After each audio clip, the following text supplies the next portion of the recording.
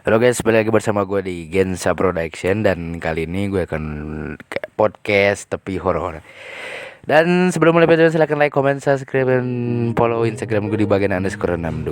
Dan juga cerita ini bersifat fiktif atau bohong ya. Jadi nggak bikin lu trauma, apa bikin lu takut, apa bikin lu percaya sama begitu-gituan. Mungkin enggak ya, cuma buat hiburan doang. Kalau seandainya sudah berhubungan dengan hati memang susah. Jadi begini, ada sepasang kekasih di daerah LA atau Los Angeles yang bernama Ellie dan Kevin. Ellie dan Kevin ini dia adalah sepasang kekasih yang benar-benar setia, menjalani hubungan dengan tulus sangat lama sekali. Dia sudah menjalani hubungannya dari kelas 1 SMP sampai akhir SMK, itu udah 6 tahun hitungannya lah. Ketika waktu itu tamat kelas 3 SMK, mereka pun keluar dari sekolahannya, makan berpisah dan berbeda fakultas. Pada suatu ketika ada momen-momen di mana mereka itu merencanakan sebuah kencan. Jadi si ceweknya itu biasalah nge-DM atau ngechat cowoknya dulu, pengen ketemuan di taman. Nah, akhirnya mereka ketemu di taman. Ketika di taman, mereka datang ke taman apa tuh kalau nggak salah gue, sesuatu taman yang bagus lah pokoknya, gue lupa namanya. Dan ketika ceweknya itu sudah setelan rapi lah, pengen ngedate kan namanya juga, ke taman itu melihat cowoknya sudah sama cewek lain. Sontak dong ceweknya kan langsung pergi balik badan dari taman tersebut. Tapi cowoknya itu kayak apa ya, ngelirik sedikit, oh itu cewek gue udah datang tuh. Nah, bangunlah, langsung dikejar tuh ceweknya, dipegang tangannya. Tapi karena emang ceweknya kayaknya udah sakit banget kan gitu, udah jalanin hubungan lama gitu kan. Ya udahlah, ceweknya pergi aja tuh. Jadi maksa ngelepasin si gandengan cowoknya itu yang berusaha untuk biar ceweknya kemana-mana. Dan dia pun sempat merasa atau merasakan depresi gitu kan. Udah minum obat tidur sampai overdosis gitu, maksudnya masih nggak bisa tidur, makan aja nggak mau, sampai nyiksa dirinya sendiri. Ya bisa disimpulkan udah frustasi lah.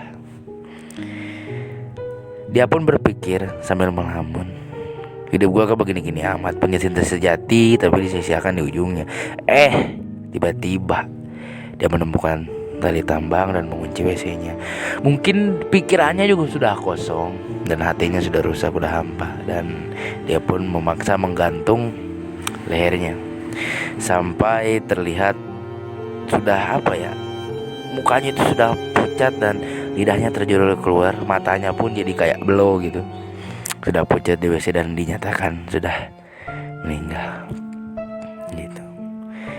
Pada saat itu orang tua Ellie itu sedang di luar kota, sedang bekerja. Karena pekerjaan kedua orang tua itu sebagai investor, jadi sering keluar. Seminggu setelah kejadian tersebut, Kevin pun masih memikirkan Ellie yang sudah tiada kabar. Tapi kejadian misi atau kejadian horor pun mulai berdatangan dari situ. Ketika tetangga yang lain merasakan biasa gitu dengan kondisi listriknya, kenapa gitu di rumah Kevin saat itu redup, padahal rumahnya memiliki kualitas lampu dengan watt yang tinggi dan kayak redup gimana. Suasana pun terasa lebih sepi dan hening. Karena Kevin pun memang cuma mempunyai saudara. Dia adalah anak yang terlantarkan sih, kayak dititipin ke saudaranya itu karena broken home, orang tuanya pisah gitu kan gara-gara permasalahan. Kevin pun sering mendapat gangguan-gangguan dari Ellie yang mungkin tidak terima. Seperti dia sedang menonton TV, TV-nya mati sendiri. Terus seperti dia lampu yang sering redup dan berkedip-kedip. Nah, makin lama dia merasakan makin parah teror tersebut. Tapi memang Kevin orangnya kayak cuek gitu kan. Jadi ya nggak begitu nggak begitu mikirin apa itu dari mana lagi pula dia kan cowoknya kayak tegar gitu, badannya sih spek, yang mukanya juga emang kelihatan ada judes, sedangkan ceweknya itu kan kayak polos, rambutnya tuh kayak pendek gitu kayak model-model orang Korea. Makin kesini lampu yang sering berkelap-kelip, terus barang-barang yang pecah, dia pun merasa apa ya, kayak makin parah gitu di terornya. Nah dia itu emang rada curiga. Nah pada kemudian hari rumahnya sering mendapatkan surat dengan percikan darah. Temui aku di tempat kencan yang sudah aku tentukan, tulisannya. Nah di situ dikasih kayak Google Maps location itu tapi pakai kode angka, yang kalau ditranslate itu akan menuju ke suatu apa ya, yang tempat rumahnya dia, tapi nggak jelas, jadi pakai kode-kode angka. Nah makin lama makin kesini rumahnya itu makin berserakan banyak rambut yang sering rontok dan bau-bau anyir khas bangke gitu kan, darah, nanah kayak gitulah. Nah tengah malam rumahnya sering ada ketok-ketok. Nah dia pun tengah malam sering terbangun dan membuka pintu tersebut, ternyata tidak ada apa-apa.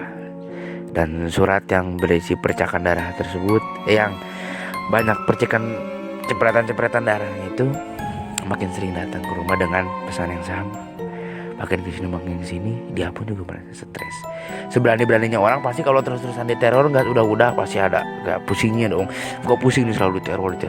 Padahal emang arwah si Eli itu selalu diem di rumahnya si Kevin. Makin lama makin kesini, tiba-tiba dia mendengar bapaknya Kevin meninggal di sebuah toilet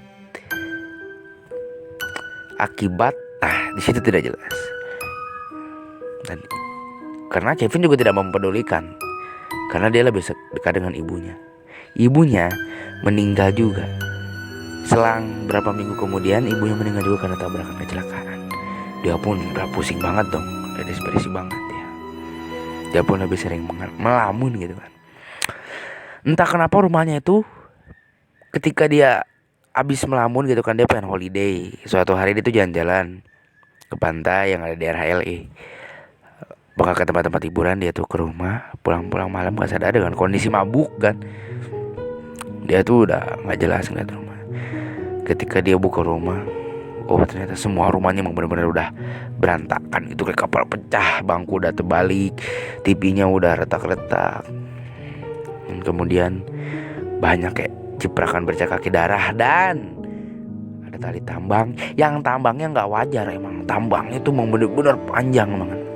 Ketika itu dia pun merunduk ke handap dong. Dia pegang tuh tali tambangnya itu, kayak warnanya itu udah hitam, udah kayak bekas apa gitu, tali tambang yang bekas bunuh diri, tapi dia diamin lama sampai kering darahnya di tali tambang tersebut.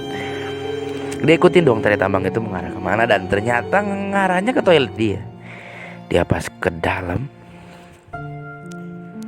dia lihat ngegantung, pas ngeliat ke atas tiba-tiba ada Eli dong. Dan lehernya dia itu tiba-tiba terbelit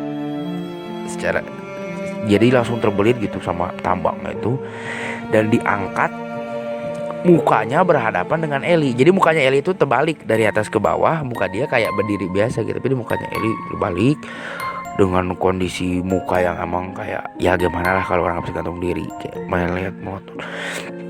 Terus saja sambil dia tuh makin lama pandangannya makin pudar, pandangan si Kevin, dan makin buram, dan dia pun meninggal di toilet tersebut. Tapi sampai sekarang jasad Eli dan jasad Kevin itu masih belum ditemukan gitu. Jadi masih di situ, belum ada yang nemu. Nah nggak lama, selang setahun Tetangganya yang bernama Georgie, tetangganya itu mencium bau busuk dan bau aneh. Dia pun langsung menelepon atau menghubungi tim 911 dengan kasus-kasus yang telah dia kumpulkan. 911 kayak percaya dong. Nah, langsung 911 itu menuju ke rumahnya Kevin. Karena rumahnya Kevin itu emang lumayan lega dengan sensasi warna putih, 2 tingkat panjang, emang ala-ala pagar tinggi. Dan Maman masuk dan tiba-tiba ada jasad yang sudah benar-benar busuk dan udah ya gitulah gak karuan. Dan jasad Kevin langsung dibawa itu kan ke kantor 911. Langsung kayak diselidiki kasusnya apa, dan 911 pun hanya menemukan barang bukti rumah yang berantakan. Ada tambang gitu yang emang udah kayak kalau kata besinya mah berkarat, dan nggak bisa nyimpulin 911. Sebenarnya bukan nggak lama gitu. Selang setahun juga jasad Eli ditemukan dengan kondisi yang sama. Nah, karena emang udah jago gitu kan, kalau 911 mah udah khusus kasus-kasus diselidiki. Dan kalau untuk apa ya, ciri-ciri dan modus matinya 911 bisa nyimpulin, tapi nggak tahu karena apa. Oke guys, terima kasih dan selamat bermimpi buruk.